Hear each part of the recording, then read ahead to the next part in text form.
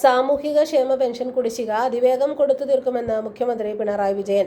സർക്കാർ ജീവനക്കാരുടെ ഡിഎയും പെൻഷൻകാരുടെ കുടിശ്ശികയും വേഗം കൊടുത്തു തീർക്കാമെന്ന് പ്രതീക്ഷിക്കുന്നതായും അദ്ദേഹം പറഞ്ഞു. സംസ്ഥാന സർക്കാരിന്റെ പ്രോഗ്രസ് റിപ്പോർട്ട് പ്രകാശനം ചെയ്ത് സംസാരിക്കുകയായിരുന്നു മുഖ്യമന്ത്രി. 2016 സർക്കാർ അധികാരത്തിലെത്തുമ്പോൾ സാമൂഹ്യക്ഷേമ പെൻഷൻ 600 രൂപയായിരുന്നു എന്നും അതിപ്പോൾ 1000 രൂപയിൽ എത്തി നിൽക്കുകയാണെന്നും മുഖ്യമന്ത്രി ചൂണ്ടിക്കാണിച്ചു. ക്ഷേമ പെൻഷൻ വിതരണത്തിന് പ്രത്യേക സംവിധാനം സർക്കാർ സൃഷ്ടിച്ചു. എന്നാൽ ഒരു കാര്യവും കേരളത്തിൽ കൃത്യമായി നടക്കരുതെന്ന് നിർബന്ധമുള്ളവർ ആ സംവിധാനത്തെയും ലക്ഷ്യമിട്ടു.